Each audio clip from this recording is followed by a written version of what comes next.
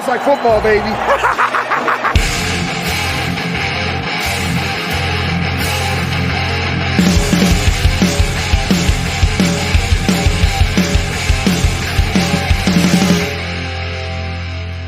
What's up, people? Welcome back to the Fantasy Football Smackdown. I'm your host, Kyle August. You can follow me on Twitter at KyleMonth8. It's been a minute since I've done a live show, but I had to break out the live performance here because I'm joined once again. I'm saying it's an annual thing now. My boy Addison Hayes from DLF is here once again. How's it going, Addison?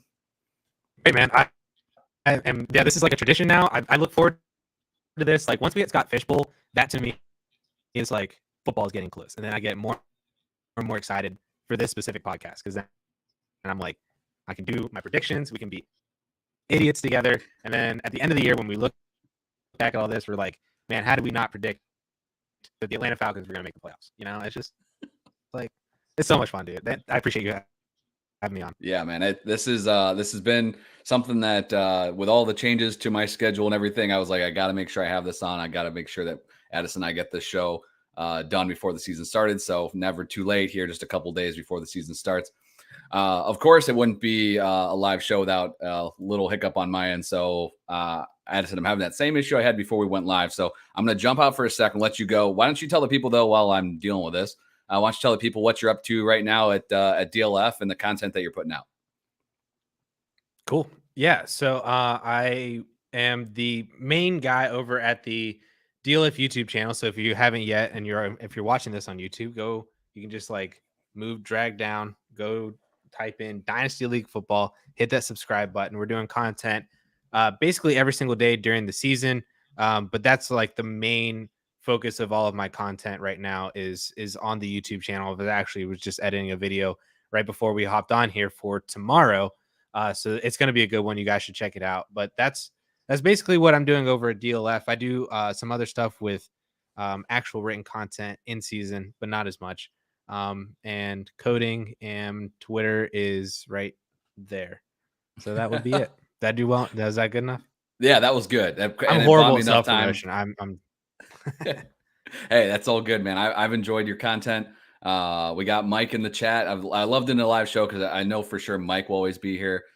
He said that he was pumped for some afternoon Warzone content. And he also said he just listened to a DLF pod this morning. So nice. A lot of good stuff over there at DLF. I'm a subscriber. I enjoy what you guys are putting out there. I will admit I didn't go back to double check, but I read an article that was it was something like got dynasty players that will lose dynasty value this year. And I know you retweeted it, and that was you. Okay. Cause I saw you tweeted it and I was like, okay, maybe Addison's just being a nice guy and tweeting this out there because it's, it's his teammates but then I was like, wait a second, maybe it's him that wrote that. And I'm pretty sure the cover picture was Rashad Bateman. Mm-hmm. And I was like, damn, I hope he doesn't lose any value because I spent all offseason collecting Rashad Bateman. So, and by collecting, I mean like 3 shares, but there's 3 more shares than I had last year.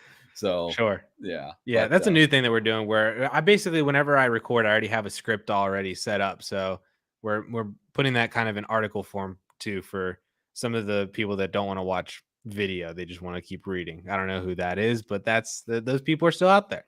Hey, twice the content for just like half the work, right? I mean, exactly. That's perfect. That's using it smarter, not harder. I like it. I learned real quick that in this, for as much as like we have to like get stuff out there quick and like a lot of this content isn't evergreen, right? It like evaporates just so fast. Like I was always trying to leverage, like, I would always make sure I saved all of my notes. I'm horrible about like saving stuff. Like I would put all this time in, do a show and like just close it out and it'd just be gone forever. So finally, like a couple of years ago, I'm like, I needed to keep track of like everything I do because I can just keep not recycle it, but like use it later, so I'm not starting like at zero. If I want to figure out like, oh, what was his splits with this guy? Like, I'm out there like recalculating it again all the time. So stuff like that. It's just, it's funny. And as you can relate to, I'm sure content creators out there, I mean, man, that's the most frustrating thing. Like I did this already and I'm having to do it all over. But anyway, if you guys are newer to this episode, as we mentioned earlier, this has kind of become an annual thing. Addison and I have been doing this for a few years. We did a look back episode last year too. I can't remember if we did that after the first year. I think last year was the second year we did this show. And then we did a look back episode at the end of the season. And it was awesome how accurate we were on these predictions. So I highly suggest that if you guys are out there listening to this, whether it be live on YouTube right now on Tuesday the 6th or on Wednesday on the podcast, go through and like make your own predictions, just like write them down, save them somewhere, whatever, and then go open it up later, because in 4 short months, you'll realize how little we knew. We'll be running through the predictions of the NFC AFC divisional winners, our wild card predictions, Super Bowl champs, and I have 15 categories. Some of them are helpful for fantasy. Some of them are completely just off the wall. And one of them is my all-time favorite. I'm sure I'll highlight here as we get through. But I definitely recommend. I used to do this even before fantasy. Like I would always like make predictions, jot them down, like try to remember, and then go back and look at them. And I'm still not good at this, but I mean, it's just fun to do if you're just an NFL football fan, right? You don't even Yeah. got to be a diehard fantasy fan, but just like it's just fun to see how well you think you know what's going to happen this year. Absolutely. Yep. So. Well, if you're listening to this on the podcast, I should have mentioned this earlier, so hopefully Memphis doesn't cut my pay here. But I'm keeping the Wednesday streak alive due to the holiday. We kind of shifted all the shows over a day, so I know Memphis is always like, touting that he hasn't missed a Wednesday show in 1,000 years or whatever his claim to fame is there. But don't worry, Memphis and Jerry and a special guest. You may know him in the Twitterverse. I don't want to spoil it, but they got a big time guest on the War Zone this week. But they're recording that tonight. If you're watching on YouTube, they'll be here in a bit. But that podcast form won't drop until Thursday. So it's a great way to kick off the season. You'll have a fresh War Zone episode with Memphis and Jerry. And then, of course, the big season kickoff Thursday night. And then as far as the Smackdown goes, I'll be back on Saturday, YouTube only on Saturday, with waiver wire sniping. So if you're new to waiver wire sniping, it is a strategy where you're looking ahead at the waiver wire before kickoff each week, try to grab some players for free, and before they're featured on every single podcast and waiver wire article the next week. So I've been doing that for a while. Had a lot of fun with it. Can't give that up. So Saturday morning YouTube. It will be in the podcast feed, but it's not till Sunday morning. So there's your carrot, right? Go subscribe on YouTube. Check that out. And then also on the YouTube show, I usually break down, like I have all the percentages up on the screen and everything. So it's a lot more easy to consume rather than me trying to read it off to you guys. So definitely check out waiver wire sniping every Saturday. And that concludes my commercial part of the show. Addison, you ready to dive into this, man? Dude, I'm so ready. Let's go. All right, let's start off with the NFC. So we're gonna roll through our divisional winners here, and then our wild card team. So why don't we do the 4 division winners, and we'll go back and forth, and then we'll do our wild cards, and then we'll kick it over to the AFC. So I'll let you start this off. Who are your 4 divisional winners for the NFC? All right, so this one I feel like was a little bit easier than the AFC because I don't think the NFC is all that strong, and it's a little bit more top heavy. So the West, I have the Rams because their division got worse. So it just kind of made it easier for them, I think, to repeat winning that division. The East, I have the Philadelphia Eagles, actually. Sorry. You're not invited back. This is our last show. Sorry. I feel like we've gone back and forth on, I mean, it makes sense because that division's the one division where you never actually know who's going to win. Yeah. But sure. I have the Philadelphia Eagles. I think they're a very strong team this year. The South, another kind of easy one is the Bucks again, because all the other teams suck. And then the North, I actually have I moved out of Wisconsin, so I can say this now. But I have the Minnesota Vikings winning the NFC North.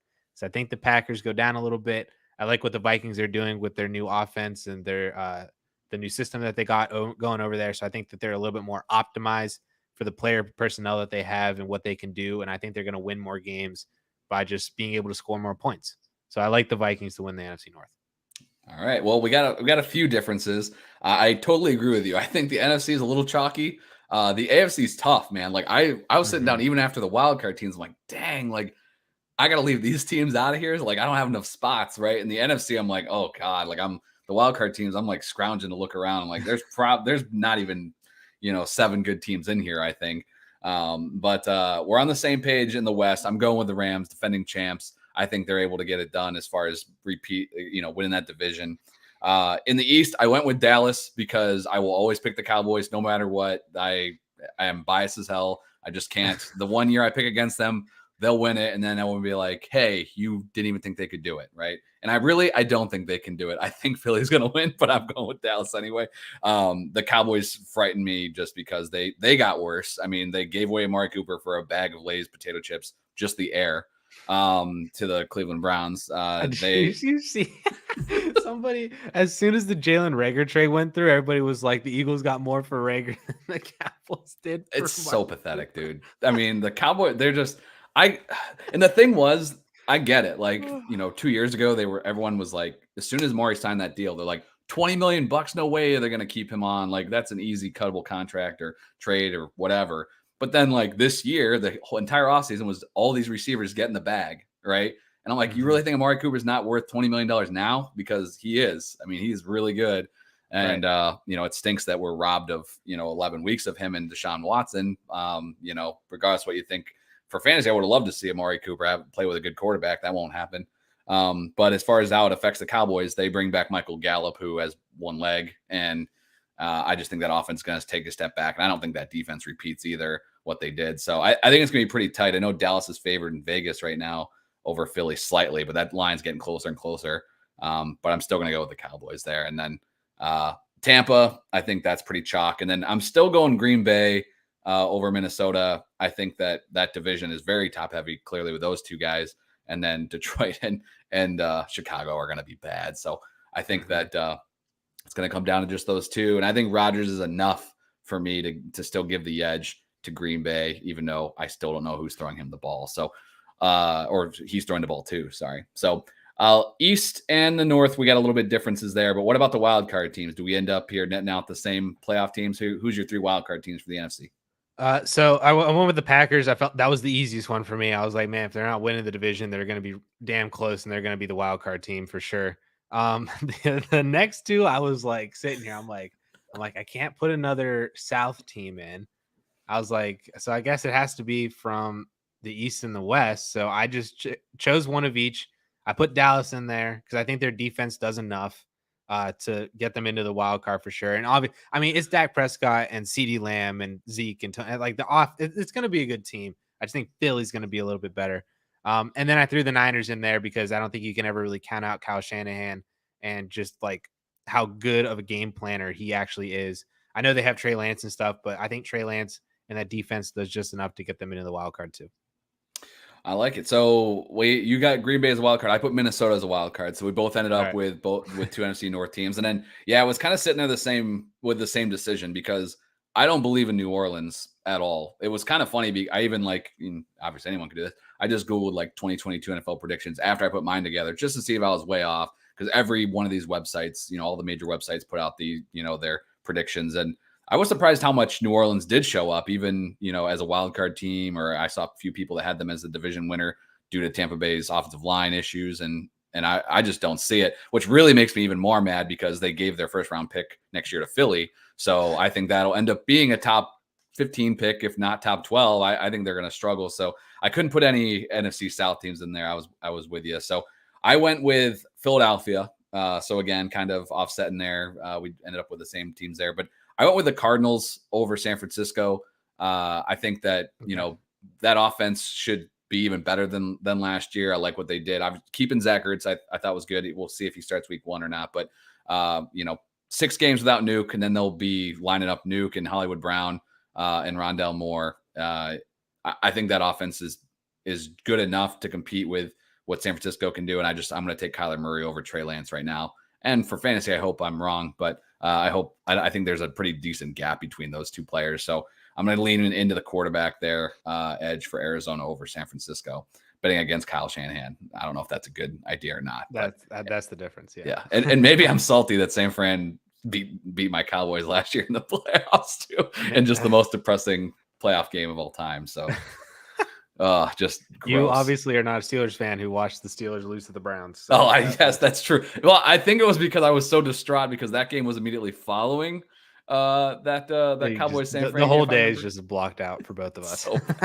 It was so bad, especially because of how good the day before was, and then those playoff games the following day were just horrendous. So, all right, so we got a few teams the same there. I think this AFC though is going to be a lot more interesting to see because there are a ton of teams that I think are playoff worthy and not enough spots to go around. So why don't we start off with the division winners? Who you got in the AFC?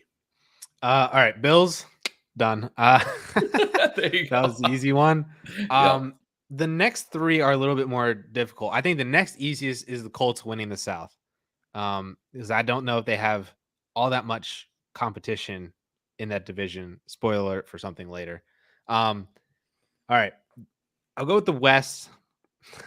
I picked the LA Chargers, and I feel like I picked the Chargers to win last year, or maybe at least had them in the wild card. I think the Chargers. It's year 3 for Justin Herbert, Keenan Allen, Mike Williams, Josh Palmer in year 2. They also got Gerald Everett, Austin Eckler, obviously, and then their defense. If their defense just stays healthy, I think that team could be the best team in that division. I think the Chiefs regress a little bit. They're not going to be as strong as they were without Tyreek Hill offensively. The Raiders, yeah, they added, Devontae Adams, but it's a new offense with Josh McDaniels, and Derek Carr is not as good of a quarterback as Justin Herbert. So kind of like what you were saying with Kyler Murray to Trey Lance, it's Justin Herbert to Derek Carr. And I really, really like the Broncos too, but I just think, again, it's a new offense with a new quarterback.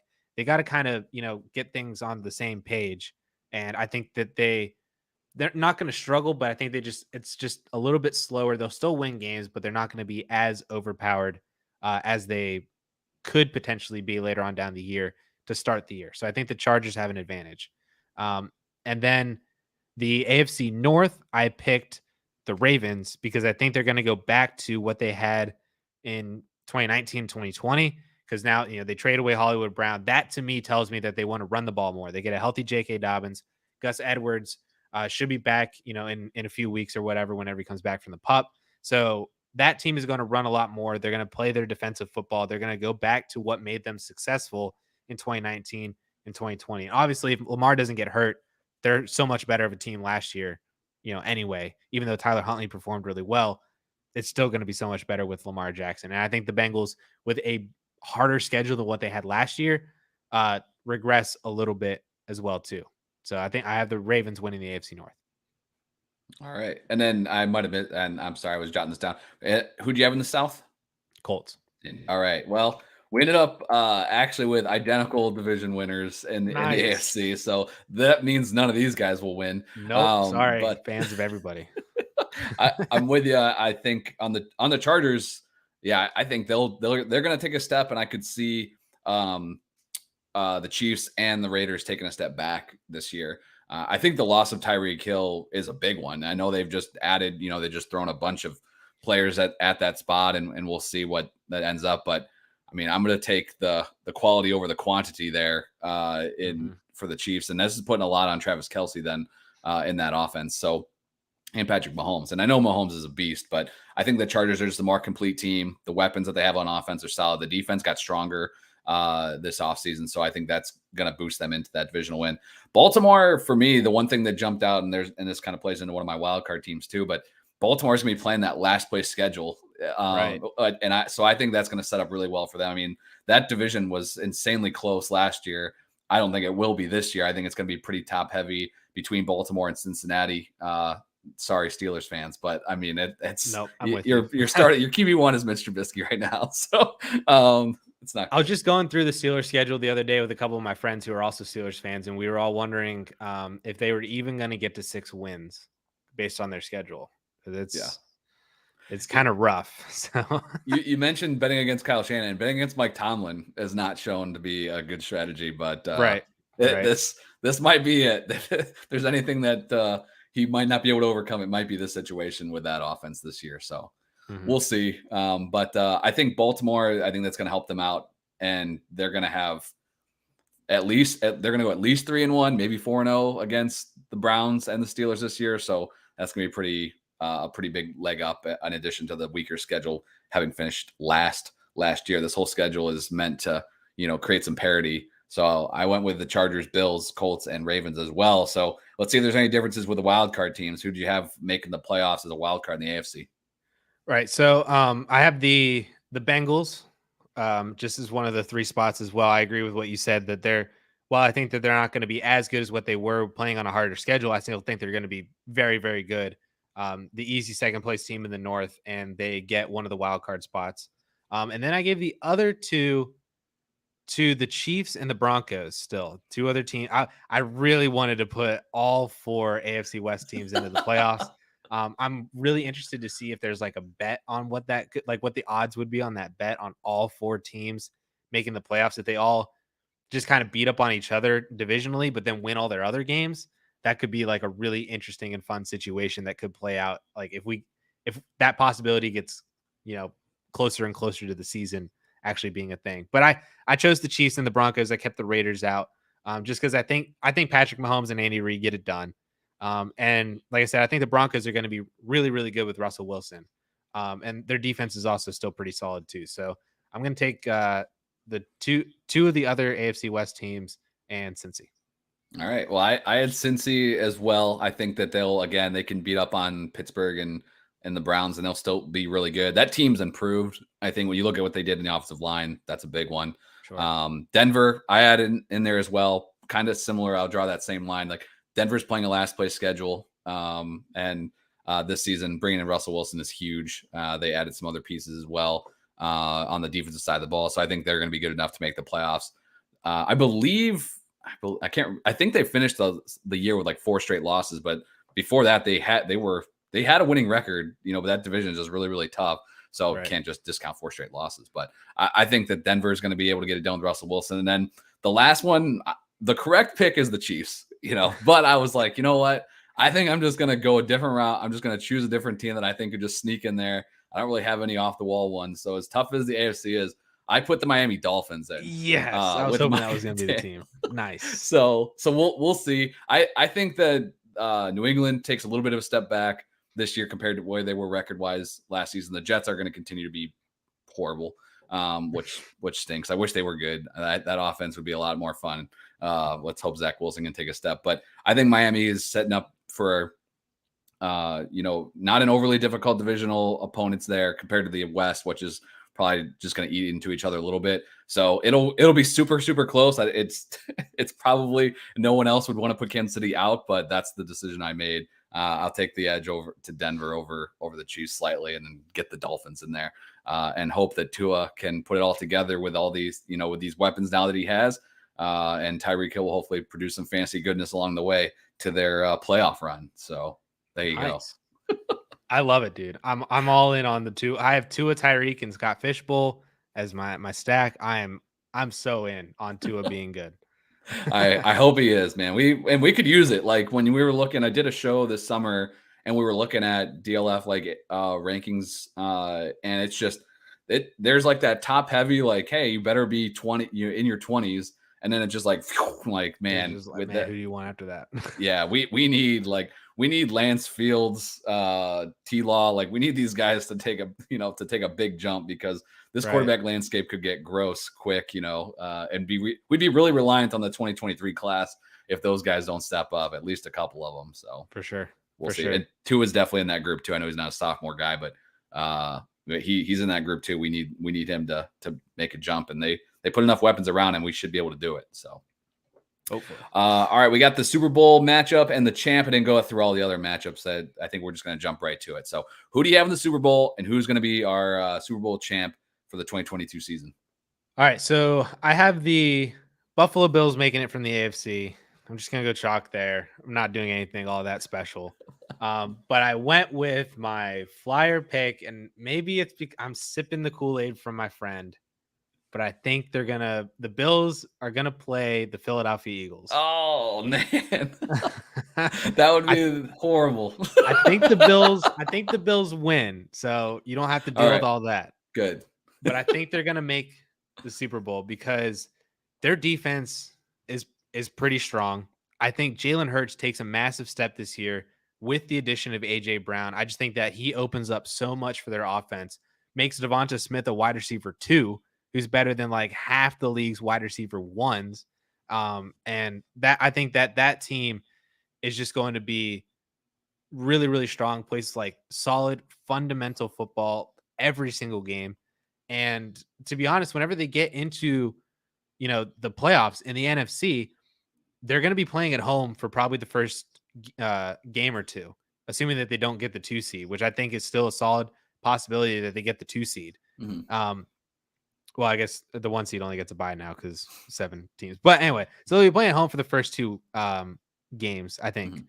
So that's going to be a major advantage. I think that they beat whichever wildcard team comes to Philly, and then if they have to play like Green Bay or Tampa or whoever in Philly too, I think that they can still win that game. And it's just really going to come down to, can they beat the Rams, which I think honestly they could. And so I have them going into the Super Bowl losing, but I have them making it. All right. Well, as a Cowboys fan, I hope that doesn't happen. As somebody that likes to watch fantasy points get put up, I hope Jalen Hurts takes a step this year, also for AJ Brown's sake. But I mean, we've seen AJ Brown do it on small target numbers in the past. I think he can still be really good, even if Hurts doesn't take a step. But if Hurts takes a step, I think the fantasy world is going to explode. I mean, the hype train had just been crazy for him. And as much as I was talking to somebody about this the other day, as much as the Trey Lance hype kind of geared down a little bit, like, is that they all just took all the Trey Lance hype and just dumped it on top of Jalen Hurts even more. Like, the guy is just crazy. I did multiple drafts over the last like week and a half, and Hurts was going ahead of Kyler. He went ahead of him in all 3. He went ahead of Lamar in 2 of those 3. Sheesh. I'm like, man, like, he's really got to be good for that to happen. But I mean, I think he does it though. Yeah, it's going to be interesting. I'm with you though. We actually had the same Super Bowl champion. I went with the Bills. All right. There are so many more teams in the AFC I would take over any of the NFC contenders. But I had to pick one. So I just went with, well, he's Tom freaking Brady. So I went with Bucks Bills in the Super Bowl, with the Bills taking it home, getting a ring for the first time. And is that ever? Like, when was the last time they won? Never. I know they had the 4 Super Bowls in a row, but it would be cool to see Josh Allen get it done, I think. Yeah. They're a fun team. So somebody fresh. I'm here for it. I debated the Bucks in the Super Bowl as well too. So they're definitely on the short list. It was either, to be honest, it was the Rams, Eagles, or Bucks for me. I don't think anybody else is really a contender. I'm a little bit worried about the Bucks though, just because I know it's Tom Brady, but he took all that time off from like the preseason. We still don't even really know what that is. If he was singing or getting divorced or what, I don't know. There's so many rumors about what he was doing. Their offensive line is not good. We don't know really how effective Chris Godwin is going to be and for how long. He could be that ineffective. Julio Jones hasn't played like more than 4 games in like 3 years, and Russell Gage I think is good, and Mike Evans I think are good. No Gronk. And their defense, I think, could just take a step back. Like, they were really, really good the year they won the Super Bowl. And then it's just kind of like, your defense can only play so well for so long. I mean, they win their division so easily, but I think whenever you stack them up against the better teams in the NFC, I think they struggle a little bit. And I am a little bit concerned about how far they could go in the playoffs. I definitely, the offensive line thing is real for sure. And I think if the Bucks were in the AFC, I mean, they'd be borderline not in. They might not even make it in. Yeah. So it's just the NFC is so weak, which that's why it's so disappointing too, as a Cowboys fan, like, oh my God, like, this is right here for the taking and we can't do anything, can't get out of our own way. But yeah, we'll see, man. I feel like whoever comes out of the NFC can't beat the top 3-4 teams from the AFC. So it's probably just gonna be whoever comes out of the AFC win the Super Bowl. So put your money on the other side. But well, there we go. So a few similarities, a few differences. Should be interesting. We'll take a look back at this and see how we did at the end of the season. But for now, let's dive into, we got some categories here for each position going forward. But as we wrap up the predictions, 2023 class, these draft picks, they're so valuable right now for Dynasty. Can't get them, right? Can't have them. They're off limits. I've had so many people like, well, I'll give you my third. I'm like, no, man, I'm let's have a conversation here. Nobody wants to give these 23 picks because of this incoming rookie class. And obviously Superflex, number 1 overall pick is going to be a big deal on where this quarterback class lands and who is sitting there with the first pick for 2023. So who do we think is going to be the worst team this upcoming season? Is going to be sitting there on the clock for the 2023 draft. Who do you have? I have a hot take. All right, let's hear it. It's not Detroit. It's not Atlanta or Chicago. I have the Tennessee Titans. Whoa, 101. Dang. Okay, I wouldn't have guessed that. You could have given me 10 guesses. I would have got there. Shoot. I have Dang. the Tennessee Titans. We both had Tennessee out of the playoffs. I didn't even I didn't really catch that. This AFC stack. But man, the 101, huh? Yeah. I mean, I get it because they play in a division with the Jaguars and the Texans. It's kind of like, how do they almost not have 3 or 4 wins just from that alone? But I think there's been not a lot of great stuff coming out of Tennessee. I mean, everybody's going to want Malik Willis to play like every single week. They ship away their franchise wide receiver for the rookie version of him in Treylon Burks, but the dude's been like asthmatic and kind of injured as well. And we don't even know if he's going to be playing, let alone if he does, if he's going to be all that effective. They have their other wide receiver is a Robert Woods coming off of a torn Achilles, like a 31-year-old Robert Woods coming off a torn Achilles. And then Kyle Phillips, who was like a day 3 pick, and Nick Westbrook, Ikene. Like it's Derrick Henry again, for sure. But I think that when you look at the Tennessee Titans schedule, they're playing a pretty rough schedule. I mean, because they won the division last year. So they're playing they played the Buffalo Bills. They got the Colts twice, obviously, because they play in division. I think that they split with the Texans and the Jaguars each. But then they also play the Chiefs, Broncos, Packers, Bengals, Eagles. That's a 5-week stretch from November to the beginning of December. Chiefs, Broncos, Packers, Bengals, Eagles. Then they play the Jags. Then they play the Chargers. Then they play the Texans. Then they play the Cowboys. So like when you like, and actually I kind of came up with this when I was answering a question on the DLF channel. A comment came in because I had said that I think Malik Willis starts before Desmond Ridder. And he was like, why do you think that? And I said, well, if you look at it, I said the Titans have an earlier bye than the Falcons do. And I also think that the Titans have a worse record at their bye week than the Falcons do at their bye week. I think it's a solid chance when you look at the Falcons schedule that they're, a 4 or 5 win team by like they have like a week 13 or week 14 bye. They're one of those like super late teams. So I think that they have a 4 or 5 win team. And I think that the Titans at worst, I think could be a 2-win team going into their week 10 or week 11 bye based on, everything that I've been looking at with their schedule. And then they play after their bye, they play, the Eagles and the Chargers and the Cowboys to kind of 3 of their last 6 games.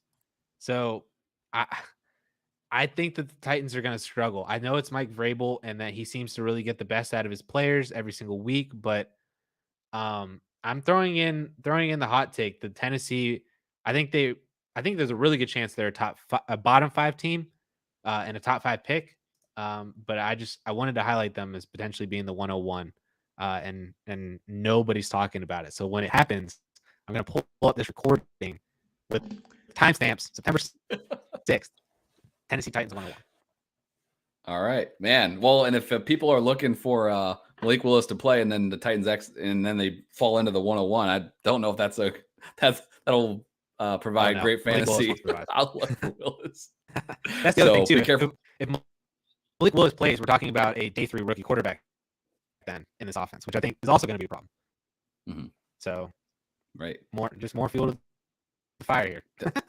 Dang, man. Yeah, that's I dig that. I left Tennessee out. I really didn't even when I was looking at the South, I was like, man, I think it's pretty easily the Colts. I think that they're pretty well-rounded team. Adding Matt Ryan is a slight upgrade, but they were almost there. They were they were a Jaguars loss away from, making the playoffs last year. I think they could make it. They can make it. Tennessee, I do feel like you said, I think he made some great points.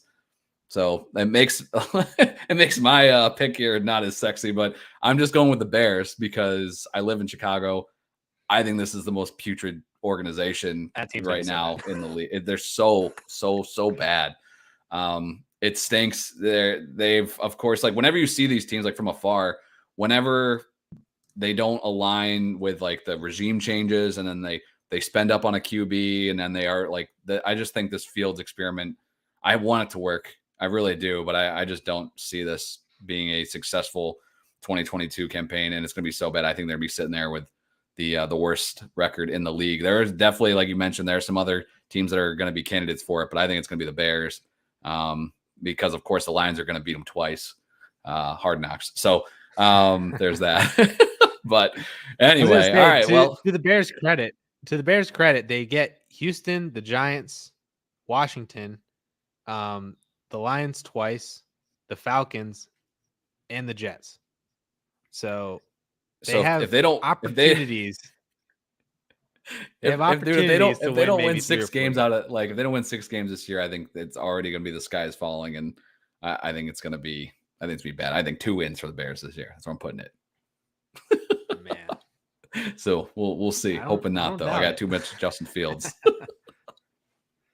Oh boy. All right. Speaking of the quarterbacks, let's roll through these. I got a bunch of categories here. Some of these again are probably relevant stats, things we would want to know who the leader is in these categories. Some of them are random as hell, just to mix it up, have some fun. Let's just start with the quarterback position, man. Who is going to be leading the NFL in passing yards in 2022? Who you got? I went the chalk pick. I went with Josh Allen. I feel like Josh Allen. Stephon Diggs is going to have like 1,400 receiving yards. I am on team Gabe Davis. And then, they still have Isaiah McKenzie, Jamison Crowder, Dawson Knox, James Cook now too. And Devin Singletary can still catch the ball pretty well out of the backfield. So I think that there's just a lot of weapons there. And Josh Allen's going to throw the ball like 650 times. So I just had Josh Allen. All right. I'm going with Justin Herbert. The pass attempts last year were right there, just behind Tom Brady. I think he'll throw the ball a ton still. I think they're gonna have a successful season. I think there'll be a little less of them, playing from behind or scrambling. But they're still in a really tough division. He's gonna have to continue to ball out. And I think he can put up 5,000 plus yards this season with those weapons around him. So I'm gonna go with Herbert. It's always good when these young QBs actually are producing, and these two guys have been studs between Allen and Herbert. So we'll see. I think that one will be interesting, one to follow along with this season. We're going to go with some of the rushing quarterbacks here. So this one is the QB with the most fantasy points from their rushing production. There's some obvious names here, and heck, it could be the same guy you just mentioned, but who do you have at the top of the board from the quarterback position as far as rushing production? Yep. Here again, the Kool-Aid is Jalen Hurts for me. I really think that he has the opportunity to have a Lamar Jackson 2019 season. And if that's the case, I don't think Lamar ran for like 1,100 yards and like 12 touchdowns that year. But, Hurts was 810 last year. And I think that that's, still a pretty solid, I think, kind of prediction that you could have him do that again and still be more effective in the passing game still. I think they're going to have more red zone opportunities, which means more opportunities for him to just sneak it in. I think he's going to run just as much as he normally does.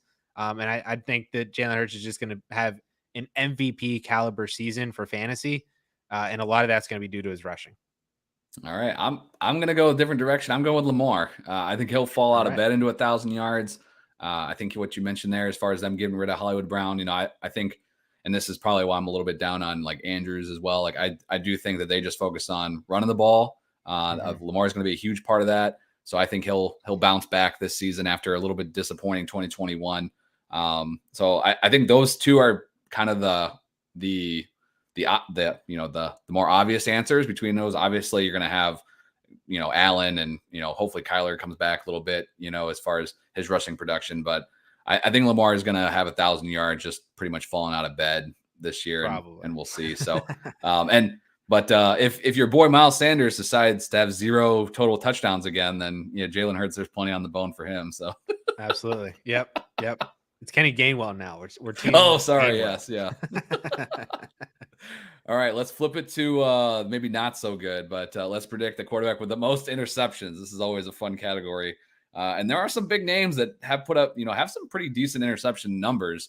Not named Aaron Rodgers, but I was surprised when I looked. I was like, man, there are some big name guys that are still really good quarterbacks. They throw the ball so much, they still end up with plenty of interceptions. So could go either route there, bad quarterback or just a quarterback with high volume. But who are you going with? Yeah, I actually, speaking of that, I wanted to go with Joe Burrow because when I was looking at it, he was like 7th or 8th in interceptions last year, but had like by far the fewest pass attempts. Like his interception percentage last year was insane. So I had considered, I was like, if he gets, up to like the 600 pass attempt range where he was in like the 520s or 30s last year, that, maybe he gets 15, 16, 17 interception. I know Stafford was actually tied for the most interceptions last year with my pick, Trevor Lawrence. so I'm going to go with Trevor Lawrence because I think that he is still going to throw the ball a lot. I think that he's going to try and air it out to Christian Kirk, and I think he might not be all that successful. I still think that he's going to struggle a little bit, not have the breakout year that I think a lot of people suspect in year 2. I think he'll be a lot better than what he was last year, but I still think those interceptions are going to come, and I think that he's going to lead the league. Yeah, his numbers were so putrid last year. It was, and I tried to give him the pass. Like that was kind of my thing. I'm like, we know Urban Meyer and everything, but eventually, like that's how I started the offseason. I was like, just throw that away, for Trevor Lawrence. He's first overall pick. We wait on this kid for so many years, and then I kind of slowly drifted to like, man, but those numbers are so bad. Like every time I looked at it, they're just so bad. And they added just a bunch of guys at the receiver position. Like I wanted them to add a big time weapon. There were so many receivers on the move or in the draft and nothing, Nobody wants to go to Jacksonville. Yeah, I'm not That's pumped. Why they had to pay Christian Kirk like $22 million a year to come play for them. and even giving Zay Jones a decent contract. Yeah. I'm like, what is going on? Like they must be watching different tape than everybody else. But I think Lawrence is going to be up there. I sold him in a couple spots that I just felt like this is, if you believe this is the time to buy low, if you don't, it's not, his stock might not be any higher than this. It's really such a tough call. I've had a lot of conversation around Lawrence, but I went a different route. I just picked, I went with Baker. We'll see. I think that's going to be a bad team. Again, I think they could just go to Sam Darnold mid-season, but I think they're hopefully done with that experiment. So Baker's a guy that's had some decent interception years in the past. So I was trying to pick a bad team that I think is going to be playing from behind quite a bit. So I went with and won't be benched. I don't think there's too much of a chance that Baker gets benched. So I'm going to go with Baker Mayfield for most interceptions, and we'll see how that one plays out. Last quarterback one here. Quarterback with the highest on target percentage. So I found this on Pro Football Reference. If everybody wants that, you just go to advanced stats and it's in there.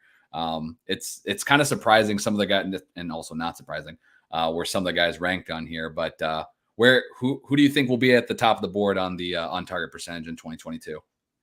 I went with Derek Carr because his completion percentage, just from that last year was one of the highest among quarterbacks. I think he was either third or fourth. And so I think with the addition of Devontae Adams, basically this team doesn't really have like a speedster wide receiver. So I think that kind of eliminates the long ball throws where the on target percentage might be, a little bit more fluctuating. So this offense is going to be funneled through Devontae Adams, who is short to intermediate, Hunter Renfrow, who is short to intermediate, Darren Waller, who is short to intermediate. And then they have Josh Jacobs. And if Amir Abdullah ends up playing the James White role in the Josh McDaniels offense, then that's passes coming into running backs out of the backfield. So I think this entire offense is going to be consisting of lots of short area throws that just kind of optimizes on the player's ability to get open with route running or contested catches or getting them the ball in space, so and I think that's going to work out pretty well for Derek Carr. They're going to be successful doing that. But I think that's just, those are easy throws that I think he can make and lead to a high on target percentage. I kind of used a similar philosophy. I also hung my hat on the fact that this guy probably, I think if the new head coach has his way, won't be throwing the ball a ton. Coming over from San Francisco, where they threw the balls, I believe, the second fewest amount of times last year. And Jimmy G was second in on-target percentage in 2021. So I went with Tua. So hopefully Tua will have a successful 2022 campaign, and we'll all be thrilled with the fantasy output that'll produce as well. But yeah, I think just sticking with those short area targets. We'll see how much he bombs it out to Tyreek. I think he'll do it once just to show he did it and be like, now it's on tape. And then hopefully they'll just kind of stick to like, all right, just get the ball in these playmakers' hands. But we'll see. I love it, dude. I'm all for Tua. I'm hoping for it. Good deal, man. I hope so, because I got him in a few spots where I was like, man, the price is just so good right now. Why not? Well, let's take the shot on this kid, and hopefully you can't argue with the weapons. So. All right, we got some running back ones here. The first one is running back who will lead the league in total touchdowns. So I believe this might have Eckler, and I think JT might have tied last year if I remember I right, think because so. Eckler had 6 or 8 receiving 8. touchdowns, something crazy. Yeah, 8. dude, just Yeah. nuts. And then you still had James Conner out there piling up 1,000 rushing and touchdowns. So you never know when these are going to come. We've seen big years from Dalvin Cook, and then last year maybe not so much. So I think there's a lot of names that are contenders for this. But who do you have as the running back leader in total touchdowns? I have someone who's done it before, and I think that his situation has only gotten better for him to do it again, and that's Aaron Jones. Because it was just a couple years ago he had, I think it's 16 touchdowns or something more than that. But a Mhm. lot of that came through, just kind of like a 50-50 combo of rushing and receiving. I definitely think AJ Dillon is going to take a lot of rushing work away from Aaron Jones, but this team and the wide receivers that they have is just going to lend itself so much to Aaron Rodgers just trusting a guy that he knows in Aaron Jones can deliver with the ball in his hand. So I think Aaron Jones has a really good opportunity to be a primary target for Aaron Rodgers everywhere on the field, but especially inside the red zone. And so I think that he has a decent chance to see a good amount of red zone receptions and rush attempts, to where I would not be surprised if he was 15 plus touchdowns, because and he's so good. He's so effective. Like, he has that ability to have those 3 or 4 touchdown games that if he does that once, then has another couple, 2 touchdown games, I wouldn't be all that surprised. And I think that Aaron Jones could have one more elite season before AJ Dillon takes everything. All right. Man, Aaron Jones has definitely been a polarizing player this offseason. It's gonna be interesting to see how that backfield split works, but also too, like you alluded to, the amount of work that he should get in the passing game. And we've seen big years from him as far as finding pay dirt in the past. So I think it's gonna be Right. exciting to kind of watch and see how that falls. And he's somebody that I've heard, a lot of high praise for, and then that AJ Dillon concerns, but I think he's, talent wise should be able to get it done and be an interesting name at the top of this category. I went with Derrick Henry. I have Derrick Henry really high in my rankings. Like I think that this Tennessee offense, you kind of talked about it earlier with just the lack of people around him now, Right. in that receiving game. Ryan Tannehill also has had 7 rushing touchdowns the last 2 seasons. So maybe they'll give a few, just leave it in the gut of Derrick Henry a few more times. I mean, Henry's already had massive years, 2019, 16 rushing touchdowns, 17 rushing touchdowns in 2020, and then just 10 rushing touchdowns last year. He played 8 games. Like, I think that like 400 carries is not, not out of the question here for Derrick Henry this season. So I think he could get it done this year. I have a lot of high hopes for Derrick Henry this year. It could be the swan song. I hope it's not, but I'm treating it that this is probably it for fantasy anyway. And then I'll move him into the Zeke tier and be done with him. But for me, Derrick Henry is a guy that I'm counting on in a lot of spots this year. So I'm hoping those touchdown numbers follow. Going to be tough to lead the league though when you have like 1 receiving touchdown, but we will see. That's all right. He's going to lead the league in rush attempts by far, and it's not Oh even yeah, gonna, should get it done. he's so good. All right. Speaking of Derrick Henry receptions, this is my favorite category. I've done this the last couple of years. It's kind of ridiculous. Helps no one really. And sometimes you're just banking on injury, I guess. And this one ended up last year being pretty close, despite both these players being injured. But Christian McCaffrey receptions or Derrick Henry receptions with a 4 times multiplier on it. So Derrick Henry last year had a career. He was one off his career high in receptions, which I believe was like 18. And he only played in those 8 games. So he was actually catching the ball a decent amount for Derrick Henry standards. Of course, CMC is a freaking monster and would just obliterate anyone in the league as far as receptions from the running back position. But we're giving Derrick Henry a ×4 on his reception total. So, all right, this could be the last. Like I said, this could be the swan song for this category. But what are you taking? CMC receptions or Derrick Henry receptions ×4? I really wanted to pick Christian McCaffrey. I've been team CMC 101 all year. But this one, like you said, Derrick Henry had basically a career year. It was a career year in terms of receptions per game last year. I think that opportunity might just be still there, or perhaps gotten even better with the departure of AJ Brown. And Derrick Henry is by far the best weapon on this team. And it really is baffling that they just don't give the dude like 4 swing passes every single game and just like let him run out wide that way and face 180-pound cornerbacks and just like pick up 20 yards. I don't know why they don't do that more. But I'm hoping that they will, like they did last year. And if he gets, upwards of 25, maybe even 30 receptions, that's going to be really hard on a ×4 multiplier for CMC to get there. And maybe it's a little bit of a bet that CMC's volume drops a little bit, and just because they're trying to reduce his workload and his playing time to keep him healthier. I still think the dude's going to lead the league in receptions at the running back position, but the ×4 multiplier for Derrick Henry without AJ Brown that's too much for me. If it was ×3, I think you would have a different conversation, but the ×4 is way too much. Yeah, let's get to that 30 receptions, Derrick Henry, and I'm going to take him with the multiplier over the CMC receptions. I believe I saw on Twitter somebody said that if you didn't take CMC with the 101, you were a coward. Something along those lines. Man, I don't know who would have said that. Say that. Yeah. Yes. So it's going to be, I think CMC's in for a big year, but I think with Henry, you mentioned it. Why they don't give him those passes more often, it still just baffles me, because it seems like every time they do, the dude just, takes it to the house almost. I'm like, why don't you do this a few more times? It's so confusing. Yeah. And they've added no one there in that backfield. I mean, it's just, they're just going to rely on him so much. I just think it's pretty obvious that Henry will see a ton of workload. And if he can get you that 30 receptions, that's just a cherry on top.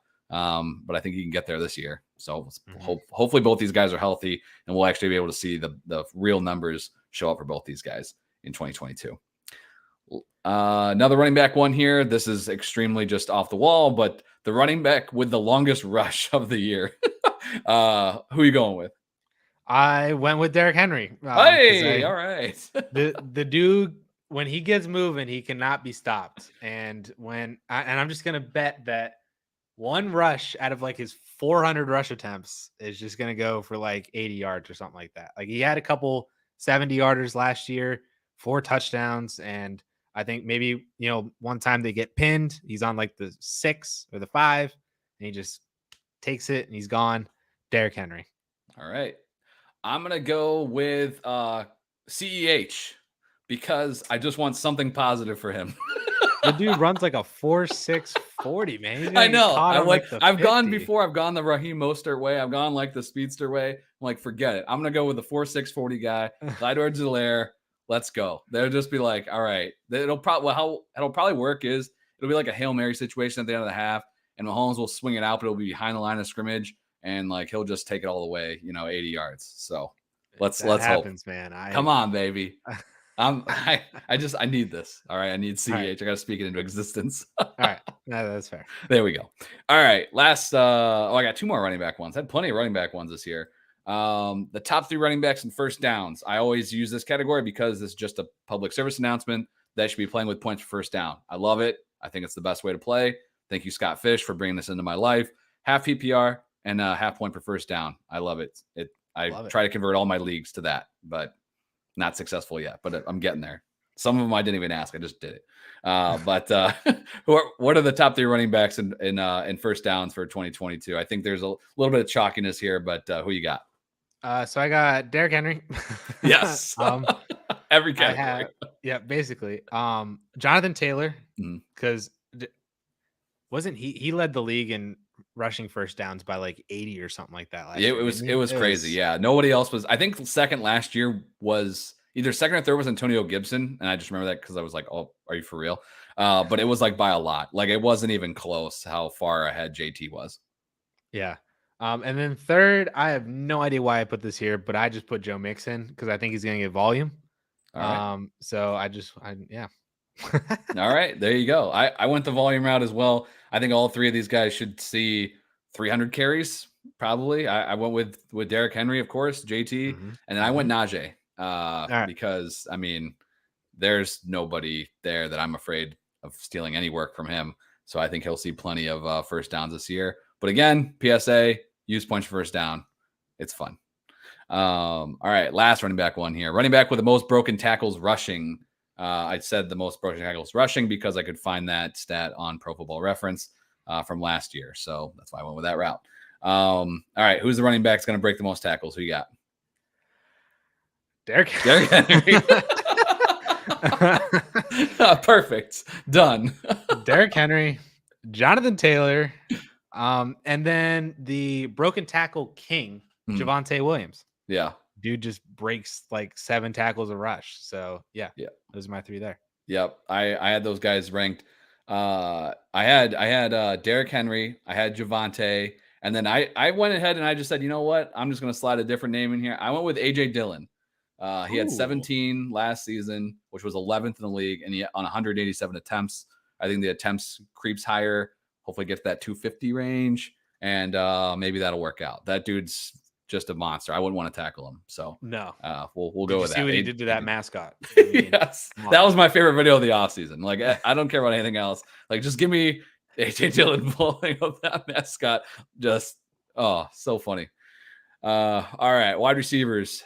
This one's always a good one. I think last year, if I remember this right, the wide receiver duo with the most fantasy points. So the pair of wide receivers who score the most fantasy points. I believe last year, I think it might have been. I have this somewhere. I should have pulled. I think it was the Rams. I think it was the Rams because Cooper Kupp was so damn good. It was it was stupid. It was almost like it didn't matter who the wide receiver 2 was because it might have been Van Jefferson. Like was the number 2 as far as fantasy points compared to what Woods and OBJ were able to do in there, like half a season each there. But anyway, this isn't always about the 2 guys that team that has 2 guys finishing in the top 10 or top 12. Sometimes you need that top heavy guy to really anchor you in there. So there's a lot of options here. There are so many good wide receivers in the league right now. As much as I want to say Garrett Wilson and Elijah Moore, I think I'm going to go another route. But who are you going with as the wide receiver duo to score the most fantasy points? I went pretty chalky. I went with the Cincinnati Bengals because, like you said, I think you need a top end guy. I wanted to put Miami in here just because Team Miami, Tyreek Hill, Jalen Waddle, awesome. But I think while they're both going to be solid, Jamar Chase is going to just be so elite for fantasy, I think. And then T Higgins can be maybe a back end wide receiver 1 or a high wide receiver 2, and is going to get there. Like I think that Jamar Chase and Justin Jefferson and Cooper Kupp are all going to be really, really close. But I think T Higgins is the best wide receiver 2 out of all of them, of Thielen and A-Rob and then Higgins. So I have the Bengals. Cool. All right. I dig it. I went with just the 2 really solid guys and avoided the big time anchor. We'll see if that pays off for me. But it kind of tied back to my quarterback, most passing yards. I went with Keenan Allen and Mike Williams just because I think that they'll both have great years. Keenan Allen, he just wakes up and he's wide receiver 9. Like that's just what he does. So the thing that's the most interesting this year too is just all of the players that changed. Like when I did my wide receiver preview earlier in August, there's a tier of 5 guys that I really like. And then beyond that, there's some guys that I love, but a lot of question marks as to the change of scenery, with Adams and AJ Brown and Tyreek. And it's just, it's going to be an interesting year, I think, for sure, the wide receiver position. So I kind of went with having just 2 steady guys. And we'll see. I wish Chris Godwin had 2 good legs, and then I might have chose him and Evans, but I went with Keenan Allen and Mike Williams. So a lot of options there. So I like yours though quite a bit. The rookie wide receiver that scored the most fantasy points this season. There were 5 first round wide receivers this year in the 2022 class. There's a few other good options. I'm sure George Pickens is still being drafted as the 101 as of September DLF ADP. That's Damian Pierce now. Yeah. So who are you going with as far as for redraft 2022? Which rookie wide receiver is going to put up the most fantasy points? I went with my rookie wide receiver 1, and the person I also think is going to see the most volume of the entire group, and that's Drake London.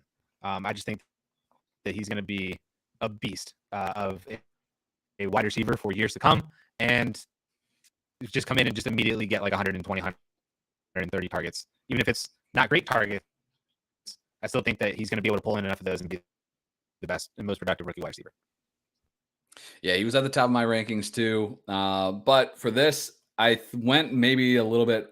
I went with the route of first round wide receiver who has a better quarterback because I'm really worried about that. Like that's the only thing with London that worries me is just like, oh my God, how bad is this quarterback play going to be?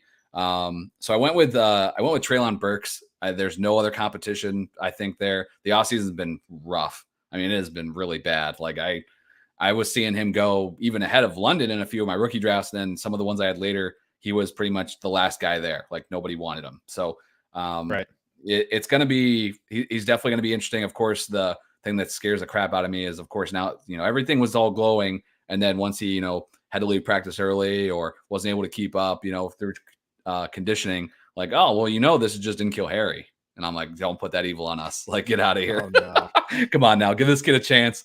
But I think in Tennessee for this year, I love this rookie class. Like, I think there's some great value there. And I think there's going to be a lot of opportunity to buy low, to be honest. And which everybody loves to do right now.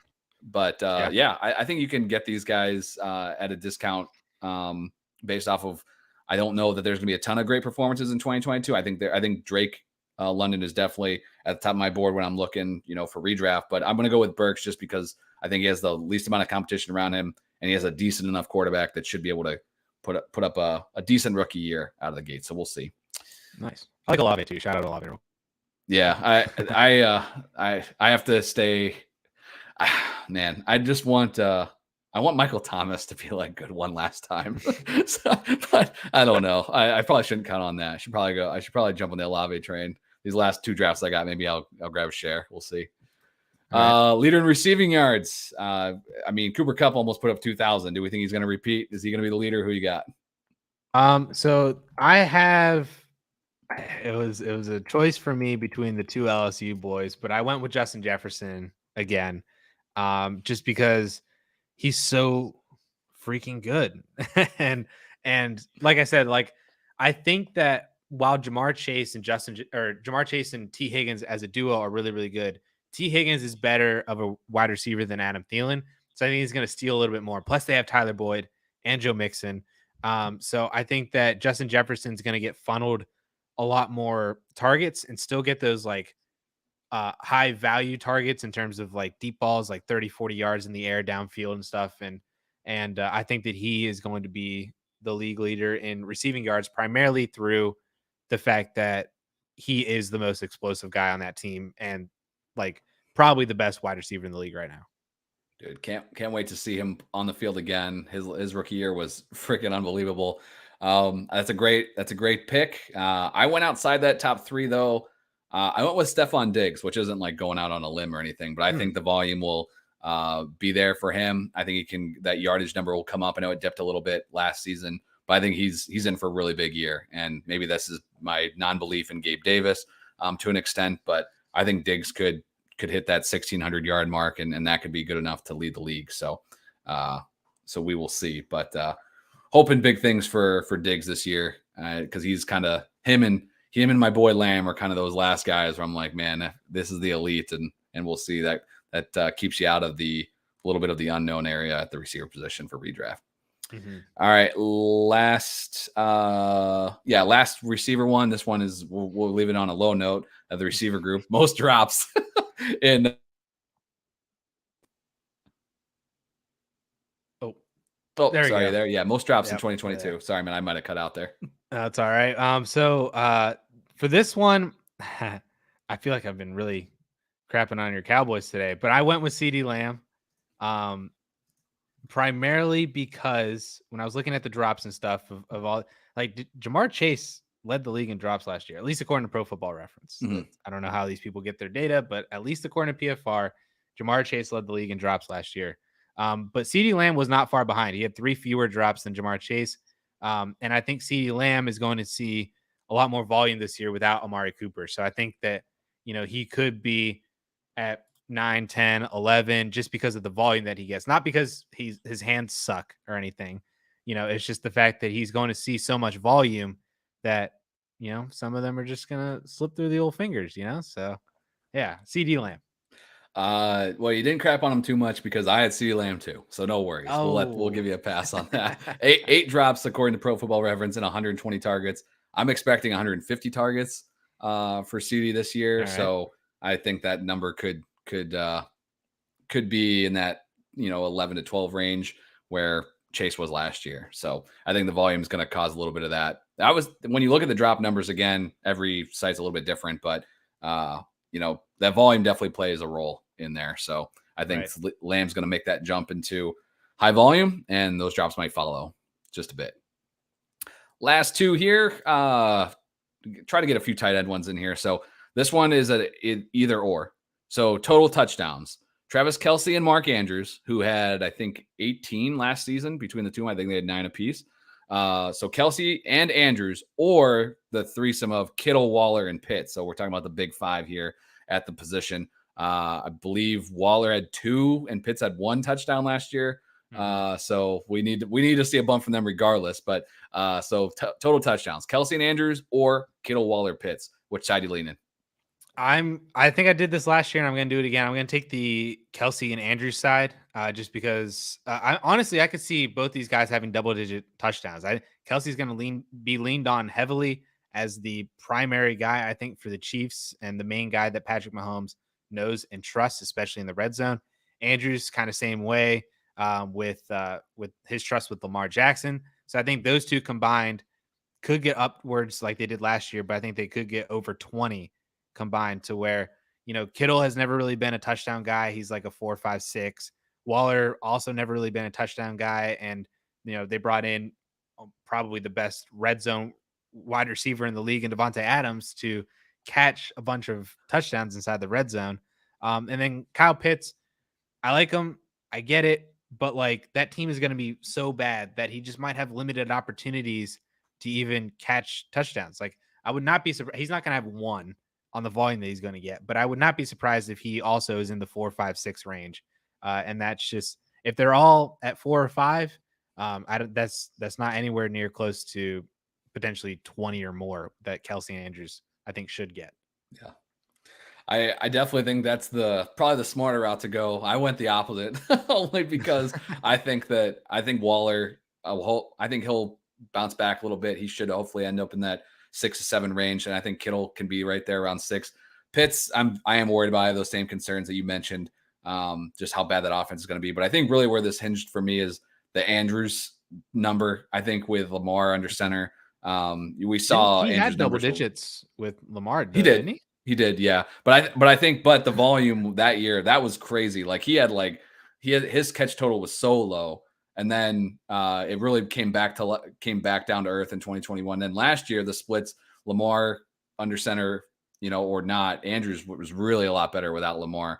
We'll see. I think Andrews will probably end up somewhere more in the maybe that 5 to 6 range, kind of similar to those other guys. So then it's kind of, we'll see. But I think I'm maybe a little bit just down on Andrews. All right. Last one, of course, had to go. I just fall back on this every time because it's easier to filter by. Tight end with the longest reception. This really makes no difference to fantasy, but it's fun to look back and see the names that end up on this list. So who you got as we wrap this thing up? I went with, oh man, I'm so hoping for this breakout this year. I went with Alberto. All right. I think he's going to be fun. I think he's going to be good. And, he's super athletic. He's really fast.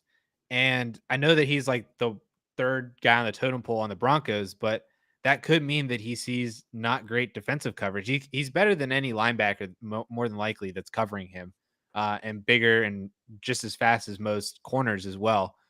So that mismatch, and if their defenses are giving more attention to Sutton and Judy or figuring out what's going on in the backfield, I think Alberto could have that sneaky 70-yard touchdown at some point during the year. That maybe it's a broken play. Maybe, like I said, he just outruns a couple people down the seam when defensive coverage is more on the sides. But I think, like you were with just kind of hoping for CEH, that's kind of how I am with Alberto, that I'm just kind of I need to speak it into existence and hopefully it'll happen.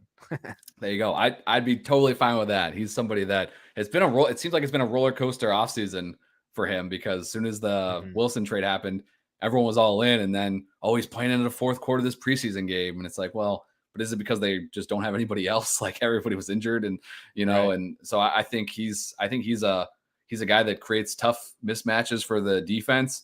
Without Tim Patrick there, I think there's more targets to go around. And I think having Russell Wilson as your quarterback ain't going to hurt either. So I like that call a lot. Sure. I actually, weirdly enough, I went the other side of that transaction. I went with Noah Fant. And I said it was going to happen week 1 against Denver. I think that it'll just be some crazy garbage time chuck from Geno to Noah Fant, and then that'll be the longest reception for any tight end on the year. It's gonna be Drew Lock to Noah Fant. Just to really, let's make that happen. Just ultimate revenge, just narrative straight it up. That'd be perfect. I love it. That's awesome. Well, good stuff, man. As always, again, I'm not sure how much that last one helps anybody, but it's fun. We'll look back on this stuff at the end of the season and see who was right, who was wrong, where we missed. And again, in 4 short months, it just how much changes over the course of just one season. That's why football is so fun to me, man. It's just like things just change so quick. It's so hard to predict, but that's why we play this game, man. So love it. As we wrap this thing up, Addison, I really appreciate you coming on here as always. One last time as we're wrapping this thing up, just tell people where they can find you and all your content. Sure. Yeah. At @amazehaze_ on Twitter, and then the DLF YouTube channel. So if you're watching this on YouTube already, you can just type in on the search bar Dynasty League Football. There it is. I'm trying to get to, we're almost at 8,000 subscribers. I was trying to get there before the season started. Doesn't look like that's going to happen, but I would love to get there in this month in September, and then 10,000 by the end of the year. So if you want to help us, or just help me make that goal, the DLF YouTube channel. That's so cool, man. Yeah, and you guys are doing great stuff over there. Keep up the good work. Like I mentioned earlier, we're going to have the War Zone here on this feed, in your podcast feed on Thursday. Got pushed back a day, but if you're watching live on YouTube, Memphis and Jerry are going to be hanging out here in just a bit here on Tuesday night, recording as usual on Tuesday evening. I will be back on Saturday with Waiver Wire Sniping, YouTube only, here on the DWZ Network channel. So make sure you're subscribed to that. Otherwise, you can check out the podcast on Sunday morning, but it's a day late. So you're going to have all the other league mates that are already sniping you off the wire anyway. But looking forward to week 1. Looking forward to setting all my lineups. Do you real quick, I guess I didn't prep you with this. Do you have because you're probably in a lot of leagues. So do you have like a routine that you go through now that we're like entering week 1? Like, do you have a routine that you do every week, or are you just always looking at your lineups? I'm actually only in like 8 leagues. Okay. That's still that's still a decent amount. That is for sure. Yeah, I tried not to be in a lot of leagues because I don't like switching between apps, and I don't know. I just don't like having a lot of leagues and doing all those transactions. Yeah. It's nice though because like half of them are on ESPN, so I just kind of go through and I'm like, oop, all right, look at my roster. All right, yep, next one. So, and then you got to go through and set your MFL leagues and all that stuff. So it's kind of like I set them at the beginning of the week, kind of see how the week goes by with injuries, and then see where I'm at. So I do one more last scan on Sunday. Good deal. For everything. But yeah. Yep. Yeah. I the thing I started doing a couple of years ago, that if you guys are in like a lot of leagues, one thing I did was I try to like set them like on we'll check them Thursday, but then I'll usually set it like Saturday morning. And then all I do is I just write down the ones that I'm either like right on the fence with, like for the injury, maybe substitution, something like that. If it's like a late inactive, I just kind of just jot those down. So that way I'm not sitting there Sunday like changing guys in and out just because I stared at it for so long, because that never seems to work. So I try to avoid that. And so I protect myself that way. But I definitely get what you're saying about the too many friggin' apps. I like jumped in a few extra leagues like at the end. They're just fun. Like they're nothing too crazy. Like won't take up a lot of my time, but like I added like 2 other sites because of that, and I kicking myself already for it. I'm like, no, I had it down to 3, and I was feeling really good about that, and now I'm back up to 5 or 6 or something. So not good. Nope. But anyway, man. Well, for Addison and myself, appreciate you guys checking out the show. I'll be back later on in the week, but until then, stay subscribed, and we'll catch you guys later. We'll see you.